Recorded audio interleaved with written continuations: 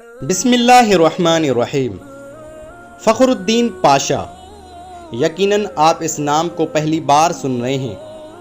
یہ خلافت عثمانیہ کا وہ بہادر جنرل تھا جو اکیلا تنہا عرب باغیوں سے، برطانیہ اور اس کے اتحادی افواج سے 72 دن تک لڑتا رہا، اور بعد میں برطانیہ نے اس کی بہادری اور دلیری سے متاثر ہو کر ان کو صحرائی چیتا یا ٹائیگر آف دی ڈیزرٹ کا خطاب دیا تھا۔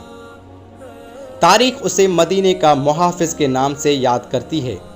آئیے ان کے بارے میں مزید معلومات حاصل کرتے ہیں۔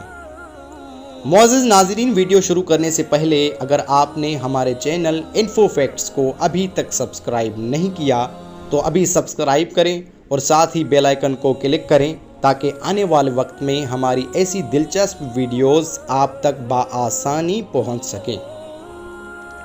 معزز ناظرین، فخر الدین پاشا خلافت عثمانیہ کا ایک بہادر جنرل تھا، لیکن جس چیز نے اس کی شخصیت اجاگر کی وہ تھا اس کا حضور صلی اللہ علیہ وسلم سے تعلق اور عشق۔ پہلی جنگ عظیم کے دوران برطانیہ تقریباً ہر جگہ سلطنت عثمانیہ کے ہاتھوں شکست پہ شکست کھاتا جا رہا تھا، تو اس نے ایک چال سوچی۔ برطانیہ نے شریف مکہ حسین بن علی، جو کہ حجاز کا گورنر تھا، اپنے ساتھ اسے لالچ دے کر ملا لیا کہ جنگ کے اختتام پر اسے مسلمانوں کا خلیفہ بنایا جائے گا۔ شریف مکہ نے خلافت عثمانیہ کے خلاف بغاوت کر دی اور مکہ اور جدہ پر قبضہ کر لیا۔ اس کے بعد وہ مدینہ کی طرف بڑھا۔ اس کے ساتھ انگریز اور فرانسیسی فوجیں بھی تھیں اور لارنس آف دی عربیہ نامی بدنام زمانہ جاسوس بھی تھا۔ انہوں نے 1916 کو مدینہ کا محاصرہ کر لیا۔ یہ محاصرہ 1919 تک جاری رہا، کیونکہ ان کو یہاں کے عثمانی مجاہدوں کی طرف سے سخت مزاحمت کا سامنا پڑ رہا تھا۔ اس وقت مدینہ شہر کا دفاع ایک عثمانی سپہ سالار فخری پاشا یا عمر فخر الدین پاشا کے زیر نگرانی تھا۔ یہ شخص انتہائی دلیر اور صاحب ایمان تھا۔ مدینہ منورہ کے باسی اس کی بہادری اور حسن انتظام پر اسے بہت پسند کرتے تھے۔ عربوں کی غداری کی وجہ سے عثمانیہ کو شدید دھچکا لگا اور برطانیہ اور اس کے اتحادی بڑی تیزی سے عثمانیہ کے علاقوں کو اپنے قبضے میں لیتے جا رہے تھے۔ عثمانیہ کے اتحادی بلغاریہ کے ہتھیار ڈالنے پر جرمنی نے بھی ہتھیار ڈالے اور اسی وجہ سے بالآخر سلطنت عثمانیہ کو بھی برطانیہ اور اتحادی کے سامنے ہتھیار ڈالنے پڑے۔ اس وقت شریف مکہ اور ان کے بیٹے علی، فیصل اور عبداللہ اس خیال میں تھے کہ اب فخر الدین بھی ہتھیار ڈال دے گا اور مدینہ اس کے ہاتھ آ جائے گا، لیکن فخر الدین نے ہتھیار نہیں ڈالے اور برابر لڑتا رہا۔ مدینہ شہر کو سامان رسد پہنچانے والے ٹرین کو انگریز ناکارہ کر چکے تھے اور اسی طرح فخر الدین کو باہر سے کوئی امداد نہیں پہنچ رہی تھی۔ محاصرے کے دوران مدینہ پر 130 بار حملہ کیا گیا اور 30 اپریل 1918 کو مدینہ کی مقدس زرزمین پر 300 بم برسائے گئے۔ کھانے پینے کی چیزیں ختم ہو چکی تھیں اور فخر الدین اور اس کی فوج ٹڈے کھاتے رہے، لیکن ہتھیار نہیں ڈال رہے تھے، اس لیے کہ اس کو خواب میں حضور صلی اللہ علیہ وسلم نے حکم دیا تھا کہ ہتھیار نہیں ڈالنا۔ ایک ترک مصنف لکھتا ہے کہ ایک مرتبہ 1918 میں جمعہ کے دوران فخر الدین پاشا مسجد نبوی میں نماز کے دوران خطبہ دینے منبر کی سیڑھیوں پر چڑھنے لگا تو آدھے ہی راستے میں رک گیا اور اپنا چہرہ حضور صلی اللہ علیہ وسلم کے روضے مبارک کی طرف کرتے ہوئے کہنے لگا، اے اللہ کے رسول صلی اللہ علیہ وسلم، میں آپ صلی اللہ علیہ وسلم کو کبھی نہیں چھوڑوں گا۔ اس کے بعد اس نے نمازیوں اور مجاہدین سے ولولہ انگیز خطاب کیا، اے مسلمانوں، میں تم سے حضور صلی اللہ علیہ وسلم کا نام لے کر جہاد کی اپیل کرتا ہوں، جو اس وقت میرے گواہ بھی ہیں۔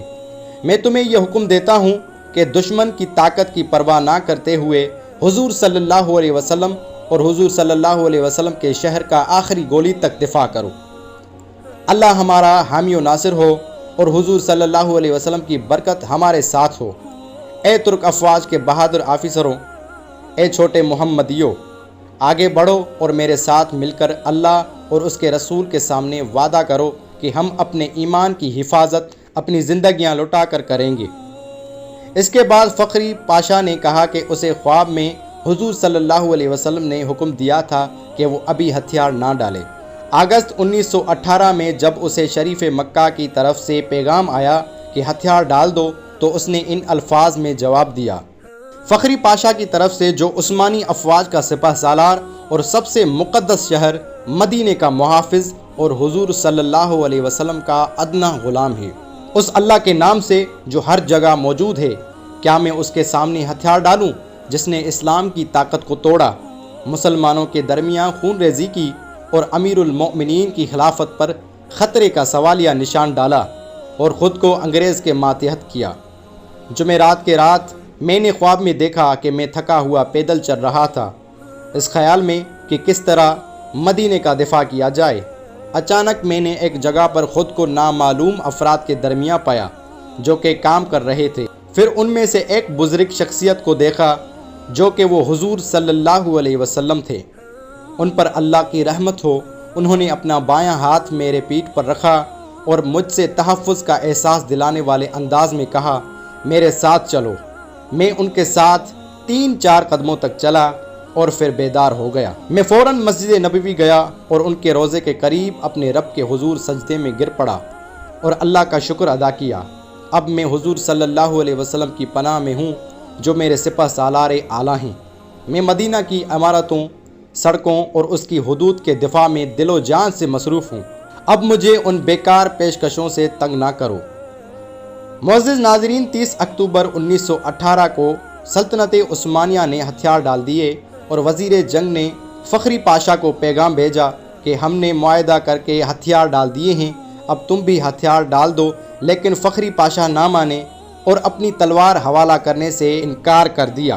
اس پر عثمانیوں نے اسے عہدے سے برطرف کر دیا، لیکن اس کے باوجود بھی وہ ڈٹے رہے اور اسی طرح لڑتے رہے۔